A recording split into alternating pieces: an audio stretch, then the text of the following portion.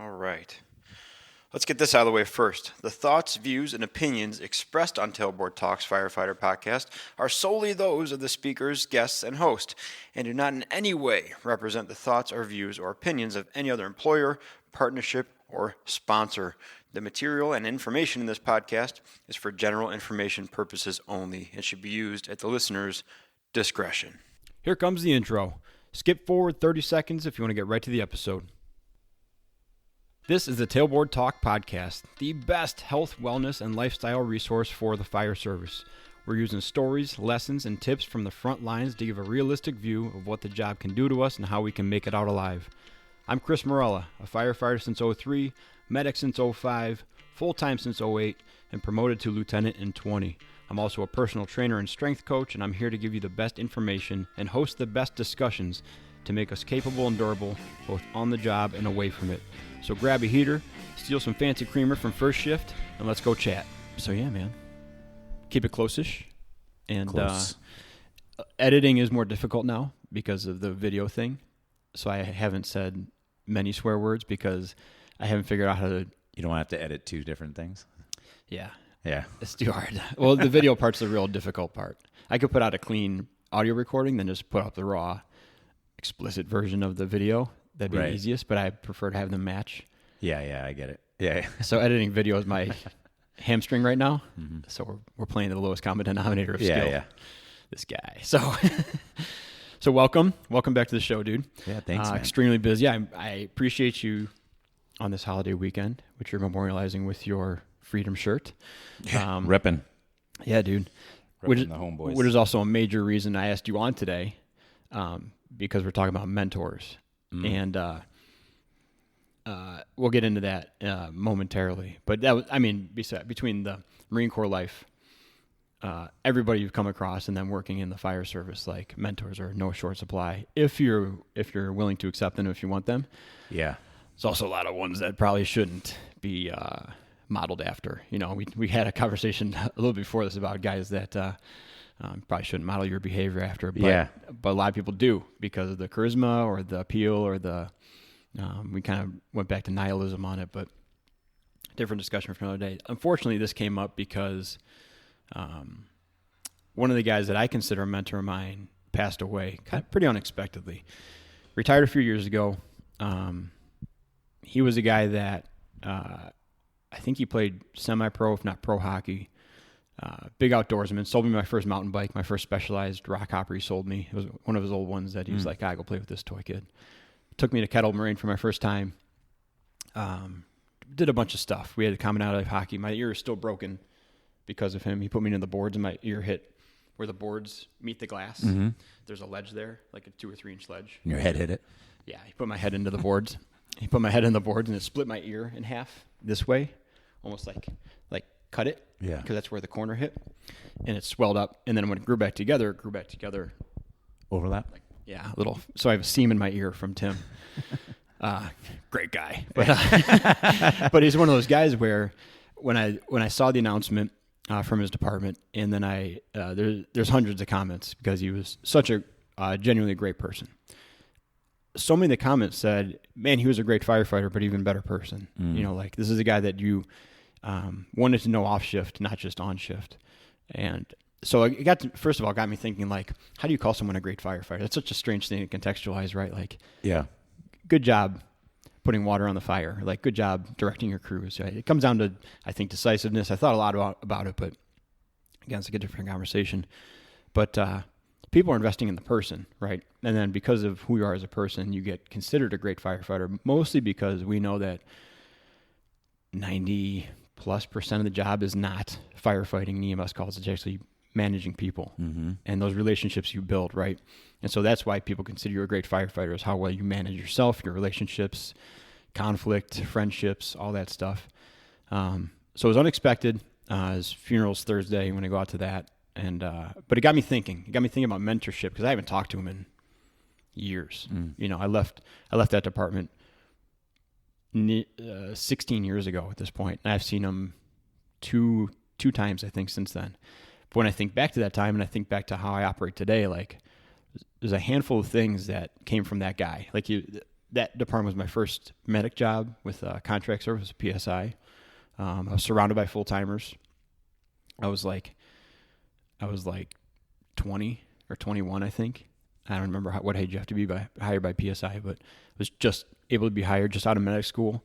And so I had these guys that were in the union department kind of mentoring me, like showing me how to actually be a person, like an adult for the first time, aside from the part-time department I worked at. But so they carry kind of a special place for me in my formative years of being a fireman. Well, you just kind of said it too. I mean, it sounds to me like this particular mentor helped set the foundation, right? Because is it safe to say, because in my mind, you have mentors that shape you in the beginning, and then you have mentors that sharpen you later, right? Oh, yeah. Like you could be a raw blade, but then you're sharpened by mentors later in life because something has already been set by somebody before that, right? And maybe that same person does both. I don't know, but yeah. Well, I would definitely say there's more raw and rough stuff to correct at first, right? Yeah. So yeah, you're taking that thing that's scattered and rough, and then you're like giving it just a general direction. Mm-hmm. But I will say that department's probably one of the first places. So the part-time department I worked at was very part-time. Good leaders, but it was very individual. A lot of paid on call. There was only 3 full-time lieutenants. So it was like that guy does his thing, no big deal. Everybody kind of went their own way. There was a core group of young guys. We all stuck together, but as you got through the ranks, it was just generational differences, and everybody kind of did their own thing. When I went to the contract medic job, I went to that department. It was the first time, I think, thinking back on it now, the first time I think I saw like real conflict within the ranks and like real adult discussions being had amongst same rank lieutenants or commanders, they called them, or whatever, of like, no, you're wrong, and I'm going to tell you why you're wrong, and this is my department. And the other guy like, no, this is my department, and I'm going to tell you why you're wrong. Like that whole thing was new to me. So seeing that, and then how to handle that, as opposed to how I was used to handling it in the hockey world 2 years earlier, how to handle stuff like an adult and tell someone they're wrong and be confident enough to tell someone they're wrong and back it up. That was big time. And then you get guys that it was one of the first times where someone would pull me aside and be like, don't follow that guy. Like that guy's got his thing going on. Don't be like him. Yeah. And that's a lot of what this guy did. Like you would go to him as a sounding board of like, what do you think? And he would give you his opinion on it and like what he thought was not just the right thing to do, but what the right thing is, like what the right thing to do globally is as a human, not just like what Tim would do. And a lot of it was old school. A lot of it was like you pull that guy aside and you chew his head off for 15 minutes, and that's as far as it goes, but you teach him a lesson that way. Mm-hmm. And I think that's why. How old was Tim when he was a mentor for you at that time? Oh man, 40s. Okay. Mid 40s probably, I would guess. So he's already, to you, an older guy. Oh yeah, he was one of the he was in the upper third of the leadership there for sure. Yeah. Yeah, he was a lieutenant going for the next step in the next few years, I believe. But even just his personality would make him that senior guy. Like you have the guys that, regardless of their age, guys are like, guys, just he's the guy. Like, yeah, he's the dude, right? So all that you said, I'm no unique story in his life. That's the way he was, right? We work with guys like that now. So going back to now, I posed that question on Instagram just quickly yesterday, like, tell me about your mentors. And that's part of the reason I had you on, Joe, is because you got a bunch. But here's some of the responses. One pushed me into the fire service, and one was the reason I applied to my department. Another one was they always had the hard conversations with me, which I will forever appreciate. This one's from Nate Palin, who is a monster in the strength and conditioning world, former Ranger. He says, he gave me his time before I'd earned his time, which, well, like, typical Nate Palin comment, says paragraphs in half a sentence. Yeah, I was going to say, that's pretty profound. Yeah. They come from any and every walk of life. Don't just have to be fire service mentors to be the best firefighter. And I think best firefighter mentor was the end of that sentence, but the box cut it off. And then I was always the underdog, and they never denied me help of instruction. They push you when you need it. I think that speaks to the person receiving help as much as the person recognizing that this person is worth putting their time into. And then going back to Nate Palin's gave me his time before I'd earned his time, is like, they must see something in you that tells you that you're their time is of value to you and vice versa for me to invest this in you, right? That there's certainly people that you and I have come across that are just non-starters. When you're like, I can see that this isn't going to give me the fruit for anybody. I'm not going to water this plant. Right. Like, and that's just an unfortunate reality of some of the relationships we have with people, right? For sure. So I looked up the definition of mentor, and it's very simple: an experienced and trusted advisor, and that's it. But what I want to kind of kick this off with, so many minutes in, 12 minutes in, is kind of what comes to mind first when I asked you to be on an episode about mentors and that whole thing. Where did you start with it? Because I feel like wherever you start is probably the most impactful and the most strong feelings you have about it, because it references you to a person or a time or something that was like largely pivotal. And then from that, it kind of goes down in terms of intensity in your formation, right? So yeah, I think for me, when you brought it up first, I did kind of just scan through my head, and I'm like, sometimes you don't know you have a mentor until you have already gone so far down that road, right? And I just got to thinking back in time. I'm like, well, who was that mentor to me in different phases of my life? And I think that when I look back, the first one that had a huge pivot to me mentally was my grandfather. I was on probation working on a Thanksgiving, and I'm calling from the firehouse to say hello to my family on Thanksgiving. I called my dad, and he's like, "Let me pass you around the room." And growing up, we always went to Oakland where my grandparents lived, and all the cousins and aunts and uncles, everybody got together. And that's what Thanksgiving or Christmas or Easter or all these holidays were, right? Big family, big get together. It was just a special time. And here I was, thousands of miles away, starting a new life in a foreign place, right? Like, we have no family in Illinois. We'd only lived here a year. And, the job at that point, you just can't get the time off and just fly home for any reason. But anyway, they're passing the phone around, and my grandfather gets on the phone, and I apologized. I said, "I'm so sorry I can't be there right now. Breaks my heart, And he said something to me in that moment, and I didn't really understand it in that moment, but it was so profound that it came up in my best man speech at my brother's wedding. It came up in various other occasions in my life. And it was, he was an immigrant from Italy, and, he had to start a whole new family in a foreign land. And he basically just conveyed to me this message of, this is your time to start your family.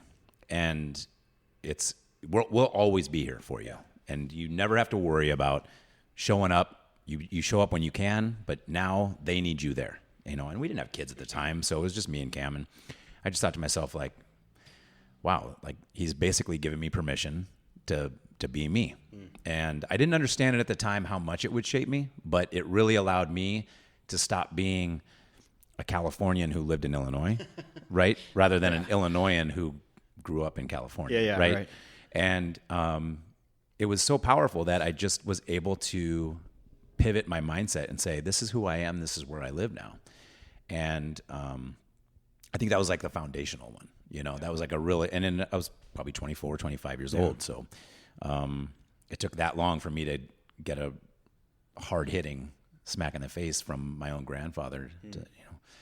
And then later in my career, I realized, kind of like I said earlier about, I've been going down a certain path, and I've had people sharpen me, and I think about the people that have done that, Matt Olson comes to mind, freshly retired vice president, starting a new life in Florida, again, kind of like what I did in from California to here. He's doing Illinois his whole life, moving down to Florida for his last phase of his life, Still a union member too. I saw that. Yeah. Joined the Teamsters, right. Yeah. He joined the Teamsters, true to his union roots. But, with Matt, I think I didn't really understand he was a mentor until I was already down a certain path, He had been helping me over and over before I was ever a president. And then when I got sworn into president, he called me within an hour and said, "You ready?" And I said, "What the heck am I doing, man?" It was a little bit of imposter syndrome, I think. Yeah.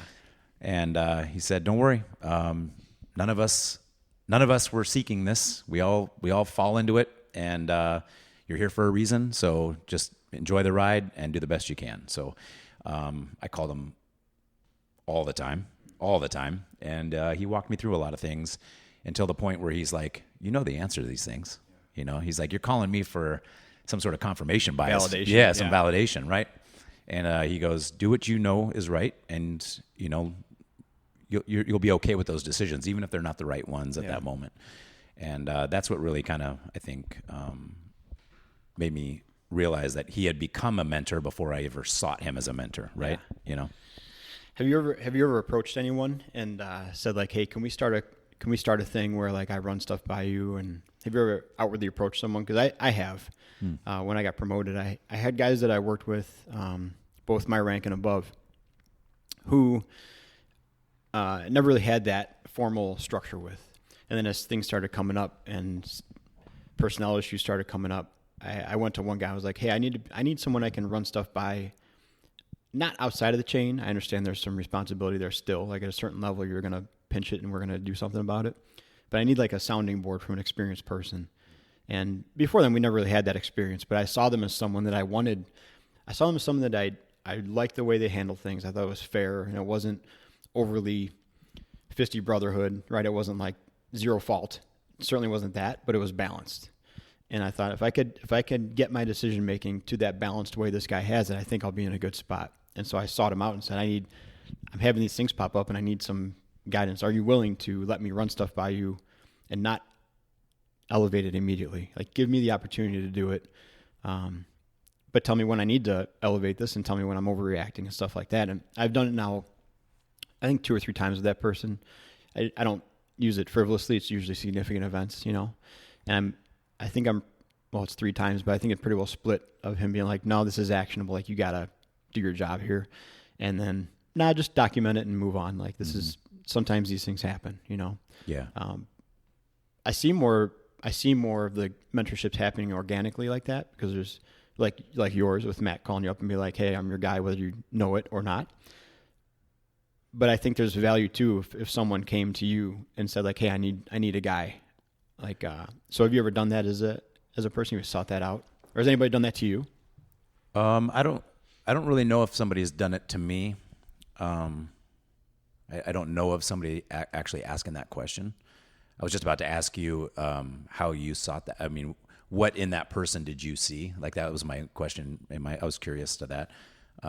But to answer your question first, I think I subconsciously did that with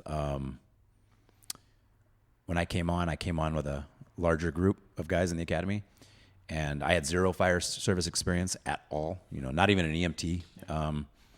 But I came on with a couple of guys, Coop and Bradshaw, being 2 of them.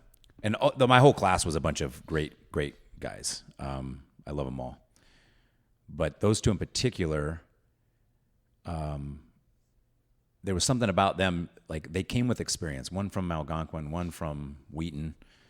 And they didn't have arrogance about it, but they knew so much already. Like the academy was like a refresher course for a lot of them.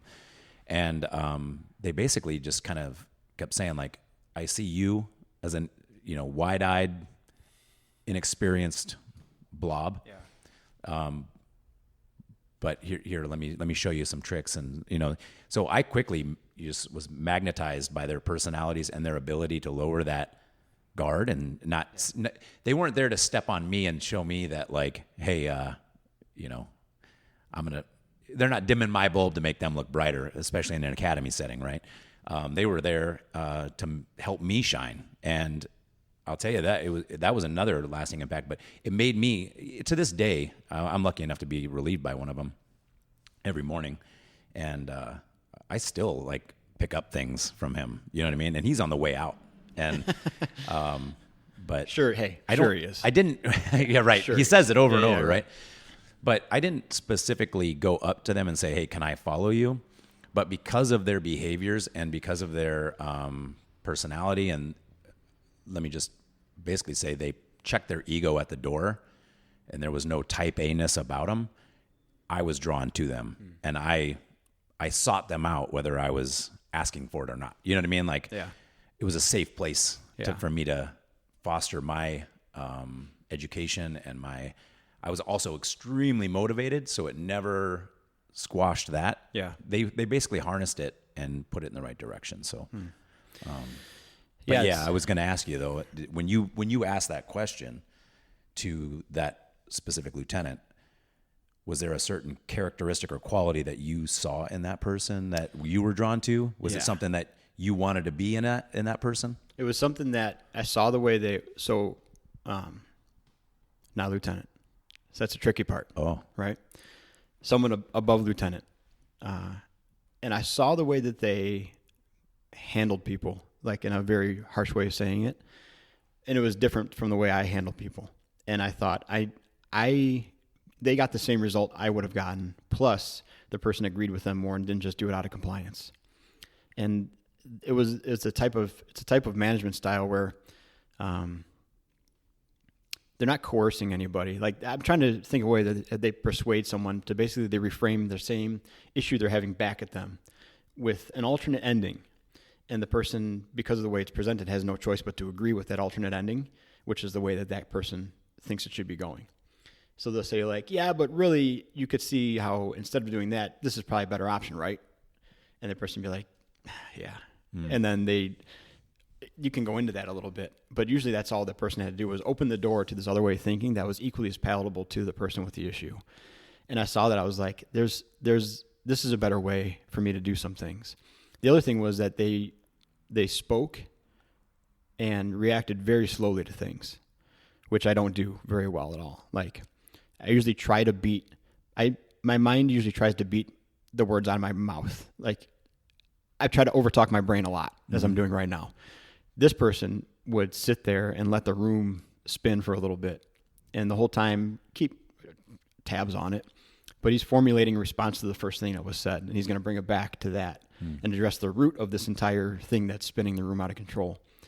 But it would take 10 minutes, which is an unconscionable amount of time for me. Right. It would take 20 minutes. He'd bring it back around, and then by that time the room is done spinning, and he can bring back to the original point of this thing, and then it gets sorted out. And it was just very impressive. Yeah. It's something that comes naturally, I think. I think he's got it in him to communicate like that. I don't think it's a taught thing. But as I've written down here, that's the beauty of a mentorship, is that maybe something he grabbed onto as a brand new acting officer from a guy who got it from the guy before and the guy before, right? Yeah. And he saw that as like, this is the good way to do it. Like, watch me tie this person into knots for you calmly and go on my way, right? Right. And in the end, everybody loves you because you're not confronting anyone. You're not belittling anyone's ideas. You're agreeing that, the way you're reacting is for sure a way to do it. Here's path B, which is we'll get you the same result, but we'll all be friends at the end. And we don't have to have more meetings about this thing. So that was it. Now, I also have other sounding boards I bounce stuff off of who I know are highly emotional because I want to see how emotional they react so I know what not to do. Because I know that's not the right reaction, and I'll say like, hey, this happened the other day. What do you think? And fireworks immediately. And I'll be like, good. I know that's what I was feeling too, so now I know I don't want to do that. Yeah. And then I'll start playing devil's advocate against my own argument to that person, and eventually that'll calm. They'll be like, I guess there's more to it. And I'll be like, so that's the path I took too. And we both get something out of that. That's a more synergistic relationship you have with somebody that you both are benefiting from in a way, right? Oh, yeah. And I think those people... Symbiotic, I guess, is the word. Those people, I would say, the two people I have that I do that with are within a year of promotion of me. One before, one after. And so that's a kind of a indicator, right? Yeah. How we grow and mature over this thing. Mm-hmm. But I got both sides of the spectrum. And then I got like Kurt. Kurt is a senior firefighter and engineer. I got his opinion from like the all-seeing eye of the engineer, right?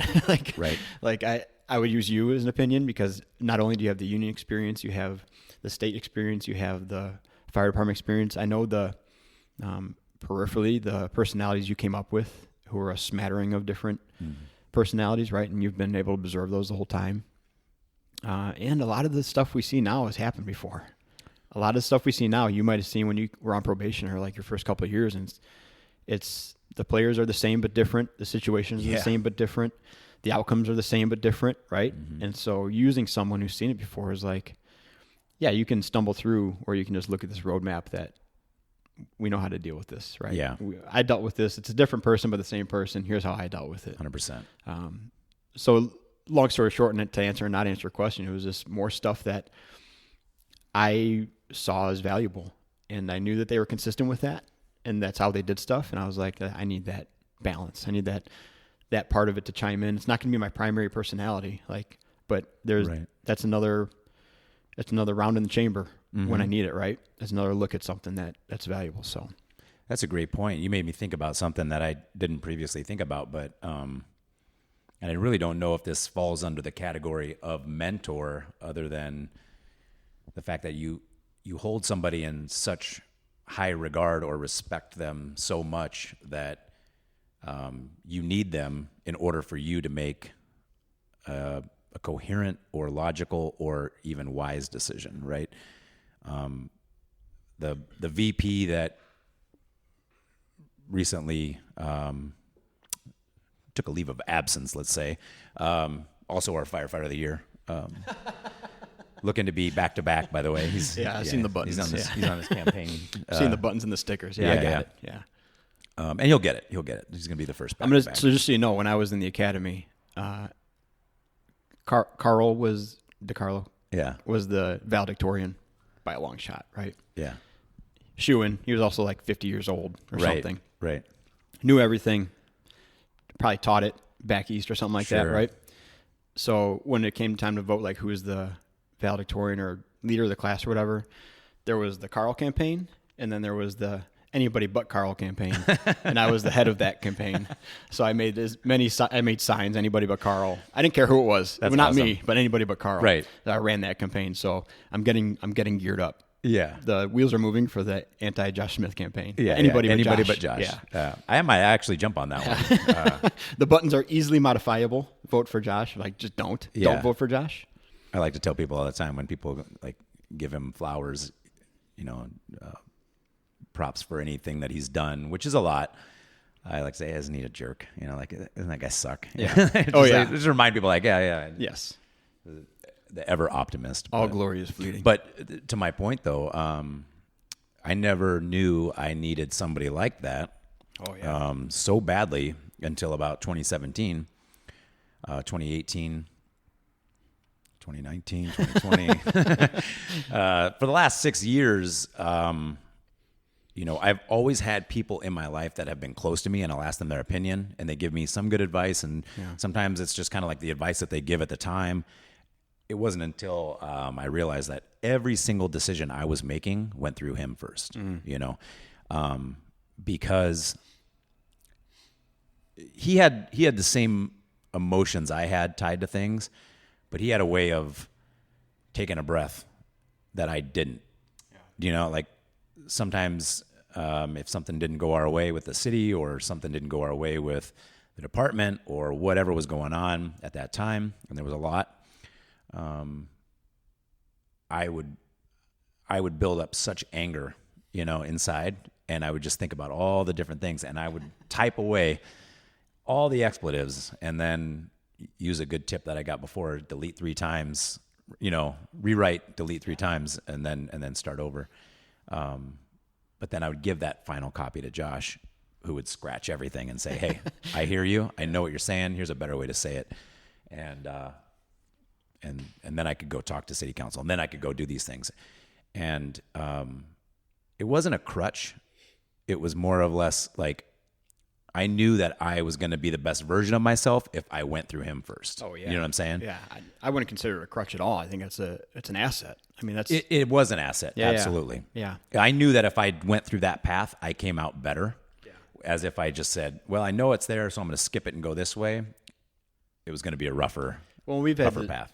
Same but different topic. We've had the conversation too of times that you, as a union president, have had to say, you've had to make a hard line of separation between what Joe Galli likes, wants, and would like to say, and what the membership needs, and wants to hear, and what the message from the union must be. Right. And you can't do that without a cabinet. You can't possibly do that without a balanced cabinet of people who are on all sides of the spectrum and ready to chip in and make that well-rounded message something that you can look back on years from now and be like, it's not how I was feeling. It's not what I still want to say, but that's definitely the message that should be out there for the good of the whole. Absolutely. Yeah.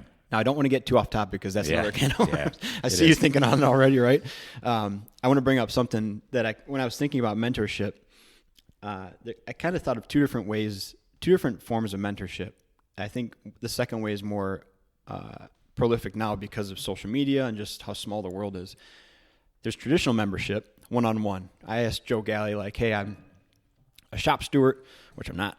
I'm a shop steward. I'd like you to mentor me in the ways of the union so I can be smart, right? The other way is something I think, like I said, is more available now, is like an indirect or purely observational mentee role. You can model yourself after Abraham Lincoln. You can watch Jocko videos online and be like, I'm going to learn how to be a man from Jocko, right? You can never, ever, ever meet the person or ever have a conversation with them and consider them your mentor because of the amount of stuff they're putting out there, right? Where I see a problem with that is that people tie their personality to it and they adopt that as who they are, not a source of learning and information from, right? Have you seen or have you kind of latched on anybody in that remote role that you constantly check in with? You're like, I like what they're doing, the decisions they make, the way they handle themselves. I'm going to continue to try to take cues from that and model my behavior, or at least have that as my mental cabinet up there of like, what would Jocko do right now? And that's one of the question on top of question. That's one of the differences I put in here was if you're using a direct one-to-one mentorship, you would go to Olson and say, what should I do, right? Mm-hmm. A lot of times with the remote ones, you're forced to say, what would I do if I had the same problem as that person? And then you mirror that against, or you compare that against what they did, and you see how off base you are to your ideal, or if you're in line with it, or what you could adjust and what outcome they got, and see if maybe I'm not so in line with this person, or maybe I need to be more like this person in the way they handle stuff, you know? Yeah. I mean, I think what's unique is that I check in with those mentors, those not one-on-one per se, but like in different aspects of what I'm doing, right? As an engineer, before I was just a young firefighter, there were some things that occurred on the job that put retired engineer Tom Lapino kind of on a pedestal. And I got to see, there was a lot of stories around Tom Lapino that I just had heard. And then we had a particular fire when I was pretty new on the job where he was my engineer on overtime. It was a fatality, unfortunately, but it was one of those, it was kind of, I wouldn't call it a vendor search, but it was very similar. I mean, we knew there was a victim and we were all alone, and we went right through the balcony and searched for this guy. And what Tom had done in a very short amount of time, that just me getting my mask on as a new firefighter, just blew my mind. And I was like, this guy is legit. You know what I mean? But because he cared, if you saw Tom in the firehouse, he was usually on his iPad, he was usually very relaxed, very calm, almost pulseless, you know what I mean? But when you saw him, when the alarm went off, fewer people were a bigger pro than Tom Lapino. Yeah. And I just always would frame my job in that kind of context. You know what I mean? Like, there are engineers like that just know their streets, Yeah. You know who I'm talking about. There are engineers like Randy Lenhart who are just all around something that just like, you know what I mean? They kept control of the crew, no matter who the officer was or you know what I mean? There was just like a balancing thing. Yeah.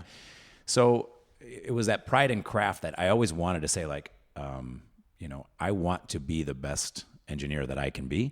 So I'm going to use these people as my mentors, from afar. Even if I didn't go directly to them, I was always checking myself against the best things about those people, right?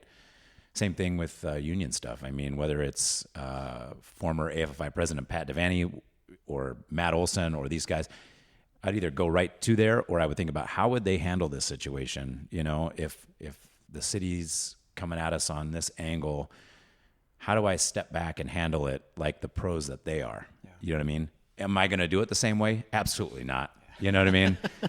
No matter how much you try to, right? Yeah. I think you kind of touched on that a little bit, because you can't mimic somebody and get the same result. Right. It's like grandma having a cookie recipe. She can give you the recipe. It's not going to taste the same, right? Because she's got her style, right? It's the same thing. You can look at the ingredients, you can have the recipe from them, but you're going to bake it a different way. And, yeah. So I think it's just from different angle. I don't even know if I answered your question, but I was. Yeah, you did, because it's one of those things where it's the beauty of the mentorship is you take, when I sent you the kind of the rough skeleton of this thing, you put it wonderfully, and you said you couldn't explain it, but you said it's just the distillation of knowledge and experience that you want to have and then pass on to the next generation. And I think that that's something that I have it down here, is it's titled as The Great Tragedy, is that we get guys who, through whatever reason or method or road they took to get there, they either refuse to participate in a mentorship, either passively or actively, or they refuse to recognize that with 25 years on, you are an asset. And yeah, you had your rough time 15, 20 years ago, 7 years ago, 2 years ago, that people made you angry, you got scorned or whatever. But there's a smaller universe to pay attention to inside your crew and your station. And if nothing else, there's always guys that are contributing behind the scenes. There's guys that will send you or the shop steward messages and be like, hey, can I help you look at this stuff? Or can I help you do this stuff? But I think one of the greatest tragedies is someone disconnecting so harshly that they take their knowledge with them and they take their lessons with them. Even if it's lessons of like, here's how I screwed myself over 5 or 6 times in the past 10 years. And this is why the administration doesn't love me so much. To have the self-awareness to know those things and at least use them to steer someone away from that and not just be like adversarial with everything and now everybody sucks. I think that takes a big brain and big personality. But one of the greatest tragedies I see is guys just kind of fading and drawing the line and disconnecting, Yeah, you framed that great, because as you were saying that, I was like, that is tragic. You know what I mean? It's so true, because you cannot make the place better than you found it if you're keeping that information from other people. There's a difference too, don't you think, between passing on only the history of the bad, right? I've gone round and round in meetings with leadership in our department about, guys keep bringing up the past, and it drives them crazy. And I understand why.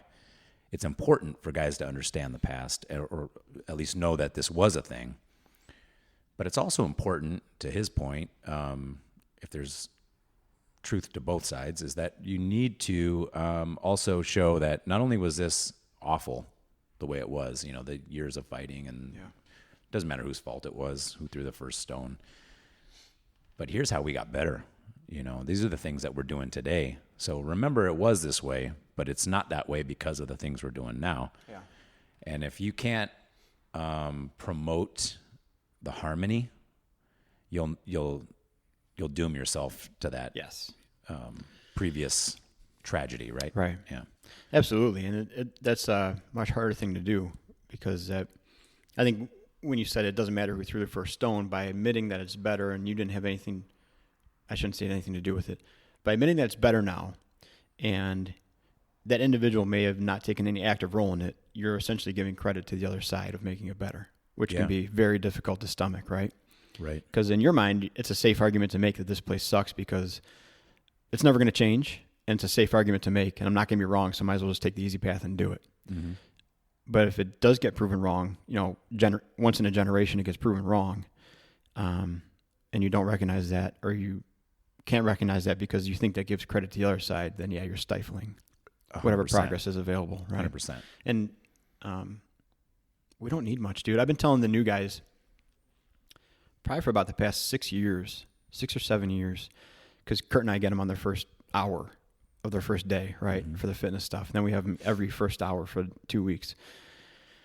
I've been telling them for about that long that like this, we're going to hire, at the time we were projecting, we're going to hire a third of the department in the next 10 years. And stuff happened 10 years ago. Stuff happened 5 years ago. I had conversations 3 years ago that I'm not proud of with people. I said, but in 5 years, this will be your department. You will be the vast majority of this department. So whatever stories you're going to hear and whatever things you're going to experience and opinions you run across, those things happened for sure. But those happened to those people.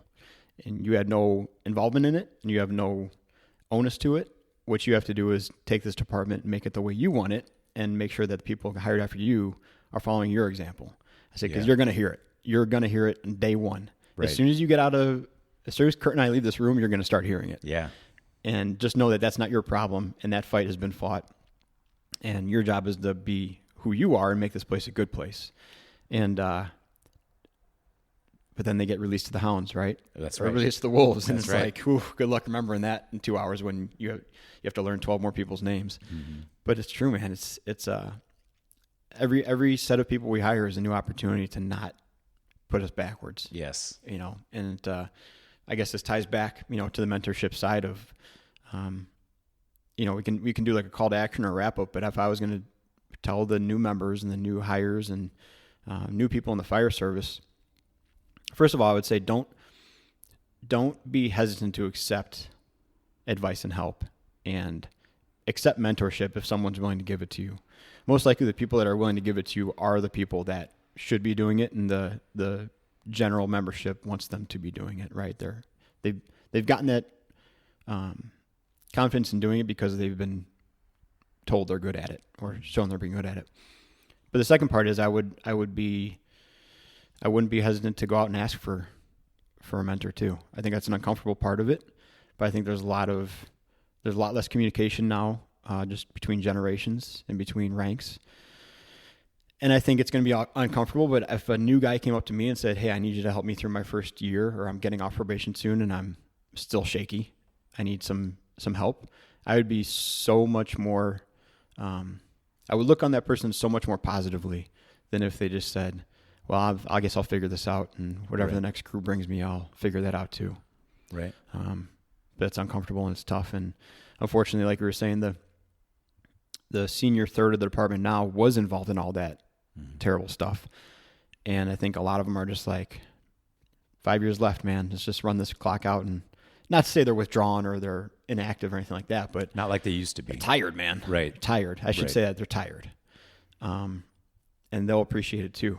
I think asking someone to mentor you or be your source is a way to re-engage them and prove to them, or at least say to them directly without saying that, like, hey, I think you have a lot of value. Like, can you give me some of that value? Like, you have value to me. The administration might hate you, and you might say the station sucks, and you want to be fishing, but you can be valuable to me if you want, And I think that would go a long way. But it's uncomfortable, so It is.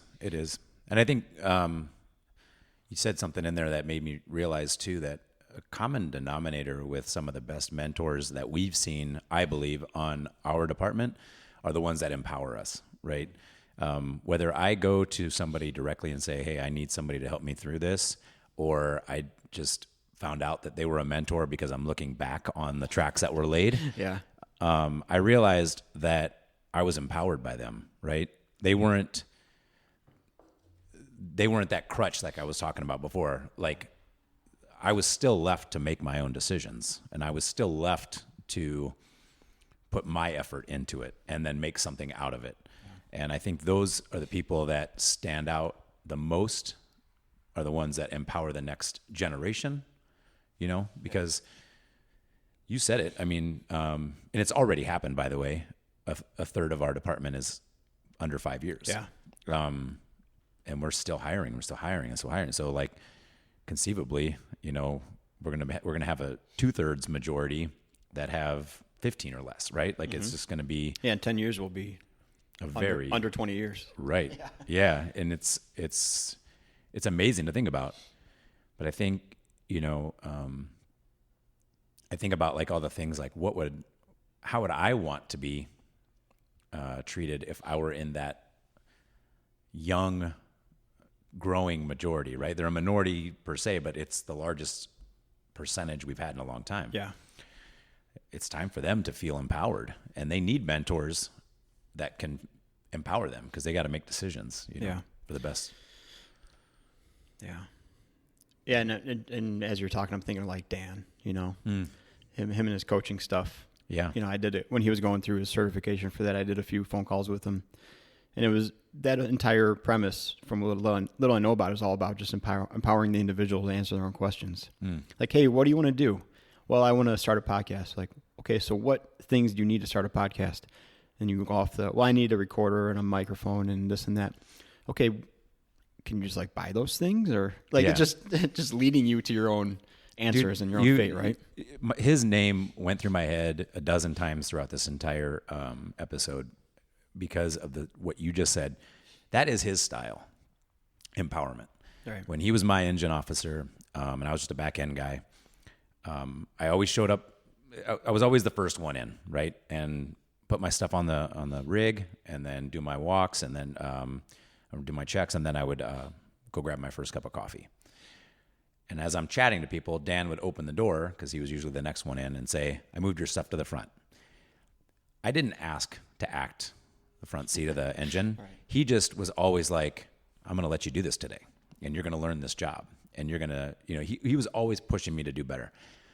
But quickly we would run, automatic alarms at full stills or whatever, and he would pull the tapes from dispatch, and we would listen. And he would say, what do you hear? And I would say, I hear a panicked idiot, or I hear, I hear this or I hear that. And he's like, what else do you hear? And I would tell him. And pretty soon it turned into like, all right, what did you do really well? And I would say, well, I think I did this well. And then he'd say, what did you not do so well? And I would say, I list it. But quickly it became, I was having a tougher time making the list very long on the things that I needed to improve upon, because he was empowering me to keep trying and listen to myself. And you know what I mean? Like, I'm listening to these tapes and I was giving myself an honest evaluation, and he was empowering me that entire time to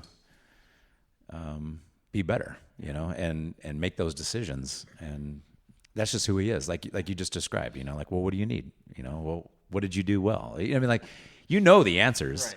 And he knows that you can find the answers. So let's look, and there's a genuine lack of ego in that, right? Like, he's not there to say like, let me show you what you did wrong, right, or let me show you how you can be better. Listen to me give an example of a size. Exactly. Yeah. Right. And that's what makes him such a powerful mentor, because he's making you feel like, oh, you know what? I've got this confidence in myself. He's showing you this level of confidence that maybe you have, or you're just afraid to let out. Yeah. And he just says, let it out. Yeah. And are you going to slip and fall? Yeah. But we'll be here to help you back up, because we don't fall alone. There's just a genuine, you can always read the genuine characteristics in humans, and that's one of his most genuine traits for sure. Yeah, when you were saying that, I thought back to my time with Hop as an acting officer, and Hop was the engine officer, and there was just an era of like, one of the things I say when we're playing hockey, if I'm playing with like someone who's newer or just nervous, or if it's a mixed bag of skaters out there and it's like they're just not feeling comfortable, and inevitably we'll go down on a player, like a 2-on-1 or something like that, and the pass will get fumbled or the shot will be bad or something will happen, and the instant reaction is like apologize. Hockey's it's like a Minnesota level of apology going on, like, I'm sorry, man, I blew it, or I bonked it, or I jammed you or something like that. And I always tell him, like, dude, we're going to get so many more chances to shoot today. Like, that, we're going to have 50 more chances. Don't worry about it. Like, we're going to get a ton of time on the ice today. And that's how I felt with, like, Hopper and with Dan, is, like, we're going to get a ton of chances to do this, dude. This isn't the chance. Like, this is one of 1,000. Don't worry about it. Like, we're going to have a lot more opportunity to kick ass today. And it's just that feeling of security you have to, like, okay, I know I can bonk one. And not only is he there to pick up the pieces, because he's got the experience too, but I can probably bonk it a couple times. As long as it's not a dire issue, I understand that I'm learning, and so does he, and we're good. And it's a valuable trait, a valuable security to have, that peace of mind that you can screw up to an extent and be okay. Well, that's where we learn too, right? Yeah. We learn from the mistakes mostly. Oh yeah. Those are the ones where we get the eye opening and we're like, oh man, if I could do that all over again, right? And the next time you're confronted with that problem, you remember that, oh, I don't want to go down that path again. But there's a level of comfort that envelops the anxiety that's there when you're making those decisions for the first time, that a guy like the people that you're mentioning, they provide that level of comfort over that blanket of comfort on that anxiety, to say like, hey, make the decision. Nobody's going to die because I'm standing right here. But if you screw up, we're going to learn from it. And that's a big deal, especially from the mentor side. I mean, you don't go back to the people that just watch you fail, right? No, I avoid them now. There's been a few. Yeah, they're out there. Where afterwards they'll tell me like, dude, you blew that on a call or whatever. Like, what were you thinking? I'll be like, you were right next to me. Right. Like, if I'm doing that poorly, tell me. They're like, well, you got to let you make your own mistakes and then we'll figure it out. I'm like, no, you're describing a mistake that should not have happened. Right. Like, this is a preventable error that I don't need on my brain. So help me out. And you know what? That actually brings up another great point, not to belabor this issue, but like, I think a real good mentor doesn't give up on people too. Yeah. Prior to Josh coming to my crew, my previous engine officer, who you and Kate had talked about at her first fire, everybody knows this guy is a complete character, Yeah. Definitely can be polarizing in certain aspects, but I think he's fairly beloved. Yeah. But when we got a new guy, this particular guy had a rough start. I mean, to put it bluntly, he had a rough start. I had a lot of phone calls. Yeah. I had a lot of meetings. Tons of meetings. And I never thought in my mind, like, this guy can't hack it. Right. It seemed at the time like this guy's got to just like unlock it. There's something that needs to be unlocked. Yeah. And for whatever reason, it wasn't getting unlocked. And that's not the point. The point is, though, is that I never saw somebody as crass and as rough edged as this lieutenant can be. We were out till sometimes at 9 p.m. at Station 2 at the training tower on a roof simulator, cutting a hole, going over and over and over again. I've never seen that. I've never seen such like devotion to trying to get a guy through something. In the end, he had to get moved to a different lieutenant, and it worked. Yeah. Sometimes that's oil and water for whatever reason. But when I saw that, I was like, this is the side of this guy that most people don't see. Oh, dude. And if despite all of those other, his, little bit rough around. I'm trying to be, I know you don't want to have to delete a lot of swear words. So he's aware of it, but yeah, he knows. He knows, but nobody knows more than he does. Yeah. But the point is, though, is that like, that is a characteristic I wish we all possessed. Yeah. If every single one of us, because there are people that will just turn their back and say, well, I tried. Screw you. You know what? It's just, maybe this place isn't for you. He looked at it from, well, as long as you're with me, I'm going to put everything into you. One time I woke up in the morning and I was making coffee, and he pulls me in and he goes, I want you to read the DOR, daily observation report, whatever. DOR. And he's like, hey, will you proof this? And I was like, we're going to, and it said on there, like, stayed up till late last night. And I was like, what time did you guys stay up? I went to bed like at 10 or something. Yeah. And he goes, we were up till 2 a.m. talking. And I was like, 2 a.m? Yeah.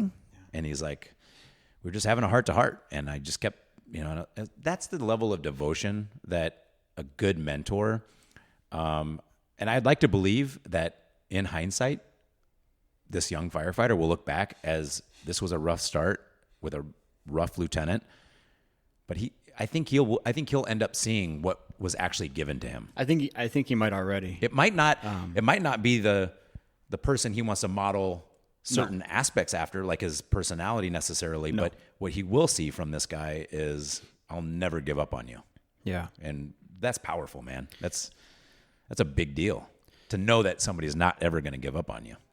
Yeah. So I was brought into that situation, which now that I think about it, I never really considered it, but that was a larger mentorship moment for me, because what that lieutenant wanted was consistency, because he had a lot of time off during the summer, right? And so he said, when I'm not there, I want Chris there. And so I became the de facto fill-in for that engine for the 6 months or whatever, right? So I probably had like a third of the time with that kid. And that was within my first year of being promoted. I was like 4 or 5 months into being promoted. But at the time, I had that lieutenant, the assistant chief, and the chief saying, yeah, you know what? That lieutenant's right. If anyone's going to figure it out, it's you two. So go ahead and do what you got to do to make sure this guy is either going to make it or not. And that's an incredible amount of, I initially wanted to say power, but just responsibility to figure out, right? Sure. And I remember we had conversations with you, and it was like, we're going to leave it all on the court, you know, and it killed me to use a basketball phrase that I guess, maybe you're talking about tennis, but we're going to leave it all on the court, you know, like we're going to make sure that if this fails, it's not going to be because of us. Mm-hmm. And through that, and also through just, you're right, man, there's just something in that was just not figured out. It just wouldn't click. And I think he sees it now, because I think he was overheard talking to a newer guy the other day, and he said like, man, I really screwed up. He was like, I had a really messed up first year. I almost got fired like twice. Yeah. I don't know what was going on, but, and if you talk to him now, it's like you never met him. You never met him. He's a bright guy. So glad he passed, because we're a better department for having him.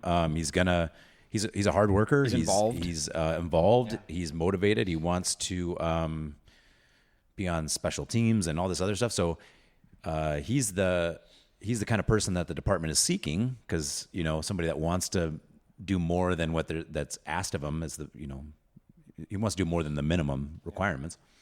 So we ended up in the end not just, you know, discarding somebody that, you know. Well, that speaks to you said what eventually did happen was I had several hearts with him. So did the first guy. He got moved. He got moved to a different lieutenant, because we looked at it like, we're 0 for 2. This isn't, myself and the other lieutenant have similarities in our management style. We're 0 for 2 and it's not working. Give him to someone else, and seriously hoping it would work. And it did. And so that's a note of point 2 of like, the first person you're paired up with may not be the best mentor for you. You can absorb stuff off them, but you have to realize at a certain point what you jive well with, and he flourished under that next person, you know, which is preferred, dude. It was so preferred. Don't you think too, though, that like now because of that, he didn't just make an impact on that particular firefighter, but he made an impact on me. You know, at the time, I had almost 2 decades of fire service experience, and I was literally blown away by something. I was learning something new about, about how you invest in other people. The stuff we wrote down in his DORs was just, I remember I had you proofread 1 or 2 of them, and you're like, I can't believe we're writing this down, but yeah, you have to submit that. Yeah. I'm like, oh my God. But, I mean, it changes all of us, right? Like now we're all looking at this guy as, a mentor, so to speak, right? Like he's a mentor to a lot of people, I'm sure. Like, whether he wants to admit it or not, he's mentoring plenty of people, especially you guys as lieutenants that get new firefighters and everything else. You're mentoring them and shaping them, whether you're asking to do it or not, Oh man, dude, we're almost at an hour. Are you serious? Yeah. On here 1 hour, so probably 57 minutes. Yeah. Pre-recording stuff. Swim then. Nah, don't do that. Or you're welcome. I don't know which one. Oh my God. Well, thanks, man. Yeah, thank you, man. This was cool. Was a good one. I thought it was gonna be like half an hour. We kind of ripped through that one. Yeah, I feel like every time we do this, it's that's the sun's going down. Well, can I tell you a dirty secret of mine? That's maybe I told you it's shameful. I want you to succeed with your VP candidacy, right? I want you to be the District 4 VP. Okay. I also want you to fail miserably so you have more time to come and do podcasts more regularly.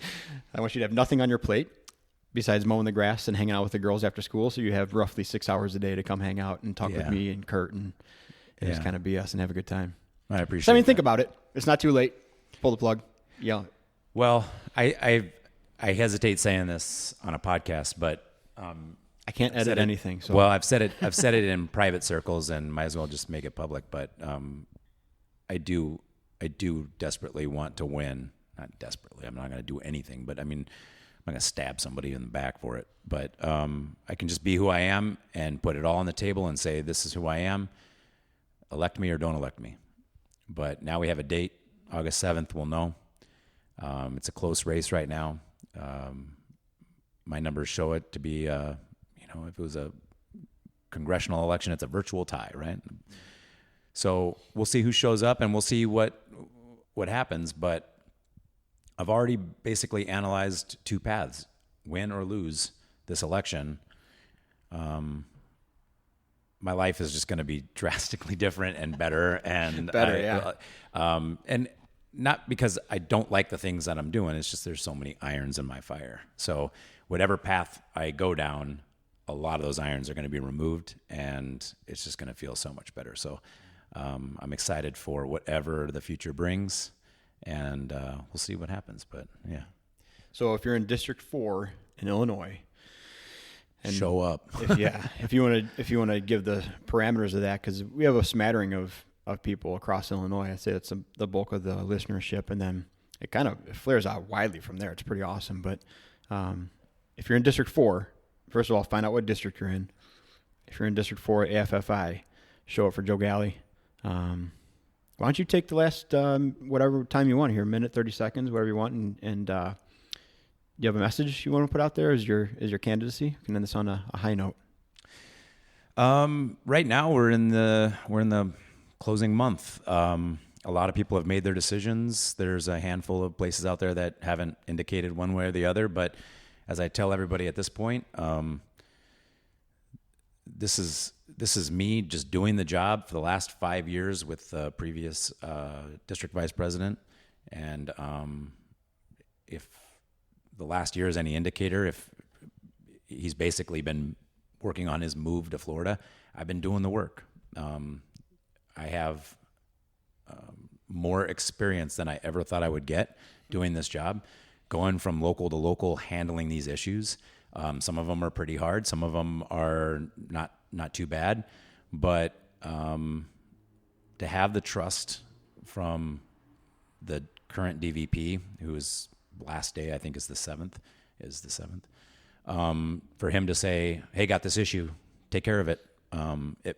Dude, it means a lot. I mean, we were talking about the mentors. He was my mentor for the last 6 years. Just helping me through so many processes with 439, through AFFI stuff. He's the one that asked me to consider running. He's the one that pushed me into that position. And when he saw something in me before I saw something in me, he was giving me more responsibilities. So it really just comes down to I'm so fortunate to have a breadth of experience that I otherwise never would have had he just not pushed me to do more. And thankfully, it just gave me the confidence. I mean, if I'm lucky enough to win, I get to take that baton and just keep that pace, because nothing's different. He's been in Florida for a while. And me, along with another assistant district vice president, have been taking the lion's share of these issues that he presents to us, and we go back and forth on them. He still handles stuff, of course, but like for him to just say, take this and take care of it, go to this local and help them, it's huge. It's huge. So hopefully that's what some of these locals will make their decision on. Unfortunately, that's not what all elections are about. Not just this one, any election. People are going to make their decisions based on the relationships that they have. My opponent's a wonderful human being. He's a good friend of mine. I'm so thankful that this election didn't change that, because it's not about slinging mud or dimming his bulb to make me brighter. I can only tell people what I've done, and the things that I've done have just been the work, straight up. And I'm not going to stand on a pedestal and say, I'm the best person because this guy doesn't do anything. I'm going to say I'm the best person because I've been doing this, and that's all I can say. And if that's what a local wants, then hopefully they'll vote for me. So I dig it, man. And on a personal note, you're a mentor to me, so I appreciate that, and I appreciate you coming in and give me your valuable time, dude. And give everybody your valuable time, because I think people have really seen you as that mentor too, as the handful of times you've been on here. Is they notice you and they recognize you, and they hear what you're saying, what you're doing. They can tell the X factor there, and the I can't think of the word now, but the X factor, the intangible that you carry with you in the role and in your leadership role and everything. So, well, I appreciate that, man. I got to tell you too that I think that when you made that transition on Tailboard Talks to just be all encompassing, and you know what I mean, from that singular fitness focus kind of thing to just all around, it really just kind of like blew my mind how good you are at this platform, and you are empowering a lot of people to get their voice out. So I appreciate you on a whole nother level, man. So I hope so, man. Yeah. All right, dude. Can I buy you more coffee? Huh? I buy you a coffee. All right. Yeah. Buy Chris a coffee, will you? What does it take?